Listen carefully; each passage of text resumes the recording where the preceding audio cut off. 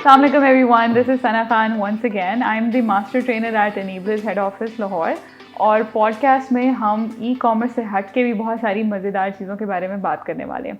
So today we have a very special guest in our studios. He is the COO of Zubeer Holdings. उसके बारे में तो बात करेंगे ही, but उससे हट के he is a brand consultant and he's a great storyteller. So first of all, thank you so much Maan sir for joining us. Thank you very much Sana. It's our second मुलाकात और मुझे बहुत अच्छा लगा कि आपने मुझे इनवाइट किया and so we can share thoughts और लोगों के लिए जो आप भलाई का एक सफ़र लेके चल रहे हैं उसमें हम मज़ीद क्या वैल्यू ऐड कर सकते हैं. So thanks to you actually. Welcome. अच्छा, जुबीर होल्डिंग्स का मैंने सबसे पहले नाम लिया तो सबसे पहले उसी का बताएं. जी, Zubair holding basically we are into 3 different आप कह लें कि फील्ड्स में हैं. We are into real estate investment, development and marketing. और हमारे प्रोजेक्ट्स जो हैं वो there so many housing projects which we are handling at the moment and the best names in Lahore जिनके साथ हम काम कर रहे हैं. और इसमें बिकॉज ये एक ऐसी फील्ड है जिसमें अभी हम डिस्कस भी कर रहे थे कि पढ़े लिखे लोगों का आना बहुत ज़रूरी है. और बहुत कम लोग हैं जो कि क्वालिफाइड हैं या एक विजनरी लोग हैं. So very few people and I must say कि our CEO Zubair Tariq is one of the youngest entrepreneurs and visionary leader कि जो इसमें एक ऐसी सोच रखते हैं जो कि बहुत ज़रूरी है पाकिस्तान की इकॉनमी के लिए, बेटरमेंट के लिए और हम सब लोगों के लिए जो इस फील्ड से एसोसिएटेड है. ठीक है. अच्छा, अभी BTS में हम एक बात कर रहे थे. मैंने उस्मान साहब से पूछा कि जी जुबीर होल्डिंग्स कैसे डिफरेंट है, कैसे स्टैंड आउट करती है पूरी कम्युनिटी या आपकी रेलेवेंट इंडस्ट्री में. तो उन्होंने कहा जी अभी तक अनफॉर्चुनेटली हम बिल्कुल सेम है. The next question was extremely important Usman साहब. आई थिंक कि this is the key to unlocking like loads and loads of potential कि आपका विजन क्या है इसको डिफरेंट बनाने के लिए. तो अभी जो आप बता रहे थे कैमरे के सामने भी ज़रा बताइए. जी ज़रूर. बेसिकली जो विज़न है, विज़न ये है कि हम लोग इसको एक ऐसा प्लेटफॉर्म डेवलप किया जाए बिकॉज ये वो इंडस्ट्री है पाकिस्तान की जो कि बिलियंस ऑफ डॉलर की इंडस्ट्री है. Construction in the real estate and I think हर चीज़ जो हम जहाँ भी आप कह लें एग्जिस्ट करते हैं ना, एवरीथिंग इज़ रियल एस्टेट. आज हम जिस जगह पे स्टूडियो में बैठे हैं it's real estate.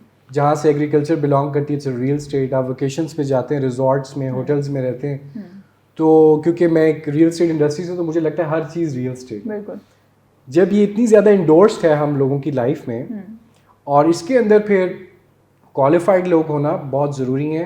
Unfortunately Pakistan में अभी रिसेंटली को आज से 2 साल पहले तक बात करूँ तो एक भी इंस्टीट्यूट नहीं है जो प्रॉपर्टी मैनेजमेंट के कोर्सेज या कोई बैचलर्स करवाती हो.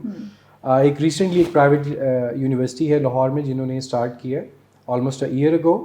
और मुझे जब फर्स्ट टाइम मैंने देखा कि जी property management honours bachelors programme वो लोग करवा रहे हैं इसमें, so I was very happy कि एटलीस्ट किसी ने इनिशिएटिव लिया है. बिकॉज अगर हम देखें जॉइंट्स लाइक ज़मीन.com एंड घराना एंड कपल ऑफ मोर अब वो $multi-million कंपनीज बन गई हैं. बिकॉज जब वो मेरे करीबी जानने वाले हैं they talked about Zeeshan Ali Khan जो CEO हैं, तो उन्होंने जब ये इनिशिएटिव लिया ना कि जी ऑनलाइन हम इसको करना चाहते हैं रियल एस्टेट को, तो everybody was in an opinion यार घर कौन खरीदता है यार ऑनलाइन, यू नो.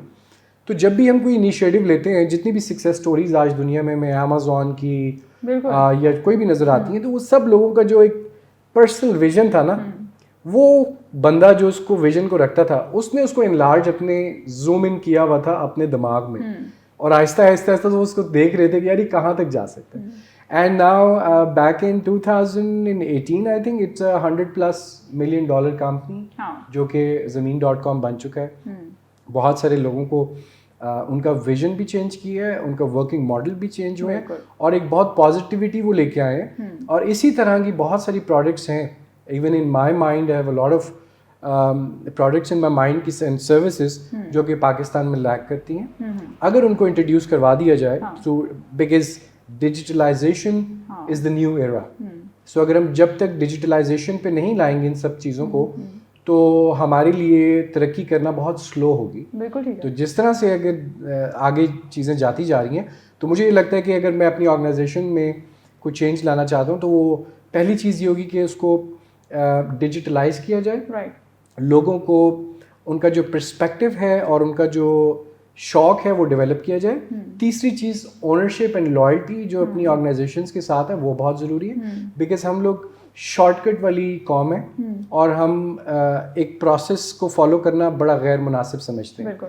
अगर हमने शनाख्ती कार्ड भी बनवाना हो तो सबसे पहले ये कोशिश होती है यार कोई जानने वाला है तो उसको कॉल कर लो। राइट, हम वो इनिशिएटिव लेते ही नहीं है कि घर से निकलें, जाएं, देखें क्या हो रहा है क्या नहीं हो रहा। तो वो शॉर्टकट से निकलना पड़ेगा। एंड आई थिंक सक्सेस जो होती है वो बड़ी डिफाइंड हो जाती है अगर आप उसको खुद डिज़ाइन कर लें अपनी बिल्कुल लाइफ में। बिल्कुल ठीक है, कस्टमाइज हो जाती जी, है। कस्टमाइज। अच्छा, आपने अभी थोड़ी देर पहले बात की एकेडेमिया और इंडस्ट्री का जो गैप है, and I think it has been one of the biggest dilemmas in most of the students lives. मेरी ज़िंदगी में भी था, जहाँ पे all along the student life हमें यही पता नहीं चलता कि हमने करना क्या है, या हम किस चीज़ के बारे में पैशनेट हैं, what are we really good at, हमारा नैक किस चीज़ में है। अभी थोड़ी देर पहले आप बता रहे थे अपनी इनर कॉलिंग के बारे में, थोड़ा सा उसके बारे में गाइड करें। इनर कॉलिंग ये बहुत कई लोगों को बहुत जल्दी पता लग जाती है, एंड स्पेशली इसमें मैं समझता हूँ कि जो पेरेंट्स हैं उनका बहुत बड़ा किरदार होता है। राइट, क्योंकि एक माँ या बाप को शुरू से पता होता है कि यार हमारे बच्चे की जो इंटरेस्ट है वो किस साइड पे है। हम देखते होंगे कि छोटे बच्चे आजकल जो हैं कुछ गेमिंग्स में बहुत ज़्यादा गेमिंग में अपने आप को इन्वॉल्व कर लेते हैं। कुछ बच्चे जो हैं वो रिसर्च में बहुत अच्छे होते हैं, कुछ बच्चे जो हैं वो क्रिएटिविटी में बहुत अच्छे होते हैं। तो अब अनफॉर्चुनेटली क्या हो रहा है हमारे माशरे में कि जैसे आपकी वालदा के बारे में आपने मुझे बताया कि वो हमेशा आपको कहती है तुमने सरकारी नौकरी नहीं की एंड दिस एंड दैट। तो वो जो एक एलिमेंट है ना कि बच्चे में आइडेंटिफाई कर लेना छोटी एज से कि व्हाट्स हिज इंटरेस्ट, एंड अगर उसको माशरा एंड सबसे पहले फैमिली उसको ये सपोर्ट करना शुरू कर दे कि बच्चे का इंटरेस्ट क्या है, वो इनर कॉलिंग है बेसिकली। वो जितनी जल्दी आइडेंटिफाई हो जाए उतनी जल्दी आप कह लेंगे आप उसको रास्ते पे लगा देते हैं। एक छोटी सी एग्जांपल दूं कि अगर आप 6-7 साल के बच्चे को कोडिंग सिखाना शुरू कर दें और वो 14-15 साल या 20 साल का होगा तो वो मेरे ख्याल से जो मास्टर्स है ना आपका बंदा उससे ज़्यादा कोडिंग जानता होगा। That's right. राइट। तो वो जो इनर कॉलिंग है उसको शुरू से ही जान लेना और बच्चों को उसी सिमत में लगा देना इज़ द राइट थिंग कि आप उसको जल्द अज जल्द उसका जो आउटपुट आप चाह रहे होते हैं पेरेंट्स वो जल्दी मिल सकते हैं। बच्चे का जब तक इंटरेस्ट नहीं होगा, बिकॉज देखें जिस चीज़ में इंसान का इंटरेस्ट होता है ना उसमें उसको थकन नहीं होती, उसमें उसको परेशानी नहीं होती, उसमें उसका शौक होता है। हाँ, जिस चीज़ में आपका शौक इन्वॉल्व हो जाए उसमें आप दिन देखते हैं ना रात देखते हैं, वो फिर तरक्की इज द ओनली ऑप्शन। आपको कोई बीट नहीं कर सकता। कोई बीट नहीं कर सकता। सही है। अच्छा, ये वाली चीज़ अभी थोड़ी देर पहले भी मैं बात करी थी इसकी कि बहुत दफ़ा ना हम ट्रेनर्स की ये चीज़ मिसकोट होती है कि जी आप स्किल को बहुत ज़्यादा फोकस करते हैं और उसके ऊपर बहुत बात करते हैं, बड़ा सपोर्ट करते हैं उसको, और आपके ख्याल में कि डिग्री इंपॉर्टेंट नहीं होती। ये ऑन गोइंग बहस है, आपका क्या टेक है इस पर?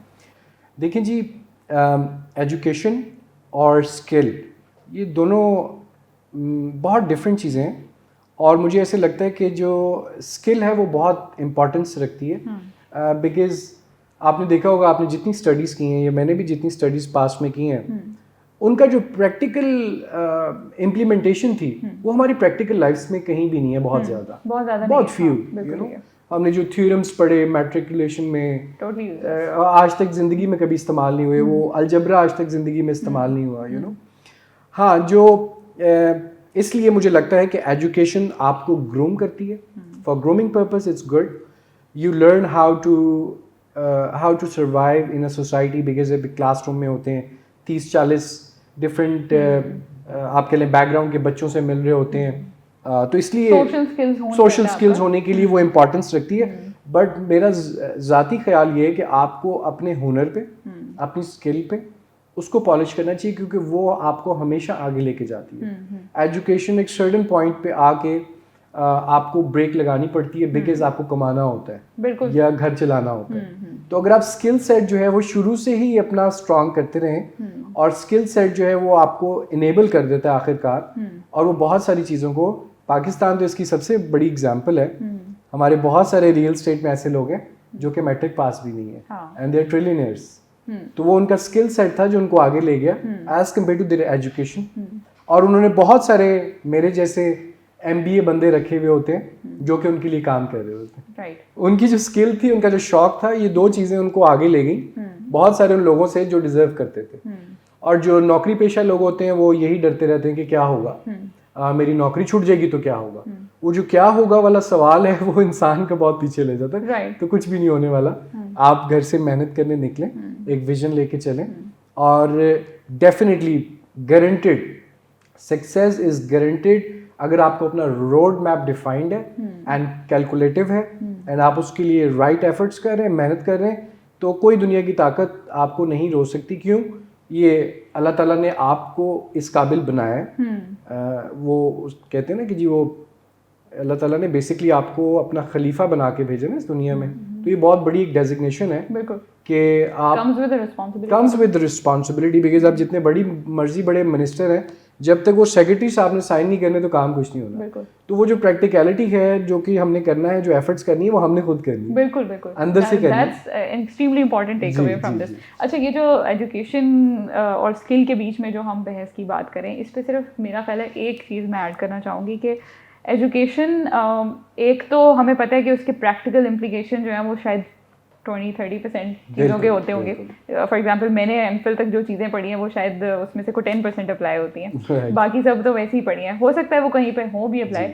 मेरा ये मानना है कि डिग्री एक तो आपको कॉन्शियस लिविंग और शऊर तो देती है, एक चीज़ और बताती है कि आपने क्या नहीं करना, विच इज़ एक्सट्रीमली इम्पॉर्टेंट। क्योंकि हम सारी ज़िंदगी ये कोशिश करते रहते हैं कि ये कर लें, ये कर लें, ये कर लें, और उस चक्कर में हम वो इग्नोर कर देते हैं जो हमने नहीं करना, which is the no go area. तो एजुकेशन आपको बेसिकली उस चीज़ का शऊर दे रही है। बिल्कुल ठीक बात। Am I right? एग्रीड। चलें, एक बात पे तो हमने इस्टेब्लिश कर लिया कि दोनों चीज़ें इंटरलूप्ड हैं और दोनों में से किसी एक चीज़ के पीछे पड़े रहेंगे तो मेरा ख्याल है कामयाबी पॉसिबल नहीं, दोनों को साथ लेके चलना पड़ता है। ठीक है, आखिरी सवाल, एक्सीलेंस के लिए कोई एक मंत्र बता दें। एक्सीलेंस के लिए जो मंत्र है वो आपका अपना आप है कि आपने बेसिकली सक्सेस को किस तरह से डिफाइन करना है। वो आपने शायद मॉस्लो हिरार्की पढ़ी हो। हाँ बिल्कुल पढ़ी भी है। हाँ, तो वो बेसिकली मुझे लगता है कि जो एवोल्यूशन वाला 5th पॉइंट है ना उसमें कि आप you learn by unlearning things. Exactly. जो लोगों में जो एरोगेंस आ जाता है ना बहुत पढ़ने लिखने के बाद या किसी ओहदे पे जाने के बाद ब्लॉक लगा देता है। तो वो मुझे लगता है एक्सीलेंस के लिए आपको हमेशा जो है वो इस स्टेट में रहना पड़ता है कि आप फ्लेक्सिबल रहें, ready to unlearn, you need to unlearn. आपकी अपनी सराउंडिंग से लर्निंग होती रहे, आप नए एक्सपेरिमेंट्स करते रहें। जैसे आपने हॉस्पिटैलिटी के कोर्सेज किए, आपने एमफिल किया एंड आपने बहुत सारी और चीज़ों में किया। Likewise you know I was such a big kangaroo jumper कि मैं 6 महीने से ज़्यादा किसी कंपनी में काम नहीं कर सकता था बिकॉज मैं बोर हो जाता था। तो रिडंडेंट हो जाता है कि nothing new in it, you know. तो जब तक आप एक्सीलेंस तभी आती है जब आप ऑन द मूव रहते हैं, अपने आप को एनर्जेटिक रखते हैं, अपने आप को सेल्फ मोटिवेटेड रखते हैं। एक इम्पोर्टेंट सवाल, ऑल्दो ये मेरा लास्ट सवाल था लेकिन ये सप्लीमेंट्री क्वेश्चन है, ये जो ऑन द मूव रहने की बात है, इसमें और रोलिंग स्टोन में क्या फर्क है? देखिए, रोलिंग स्टोन मुझे ऐसे लगता है कि शायद डिफाइंड नहीं होता, वो बेचारा गलती से कहीं से पत्थर ठोकर लगती है और गिर जाता है। बट जो ऑन द मूव होता है वो डिफाइंड होता है, क्लियर हेडेड होता है। मिल गया जवाब। चले, कभी कभी अपने सवाल में ही जवाब मिल जाता है आपको। चले, that's great, thank you so much for coming in. मेरा ख्याल है बहुत कुछ हमने सीखा है आज ई कॉमर्स से हट के, और यही मेरा मैसेज भी है। मेरी पॉडकास्ट करने की रीज़न भी यही है कि थोड़ा सा टाइम ई कॉमर्स से हट के पर्सनल डेवलपमेंट और ग्रोथ को ज़रूर देना चाहिए। उम्मीद है आपको कुछ ना कुछ सीखने को ज़रूर मिला होगा। कमेंट्स में हमें लिख के बताएं कि आज का की टेक अवे क्या था। एक और पॉडकास्ट के साथ दोबारा मुलाकात होगी। Thank you.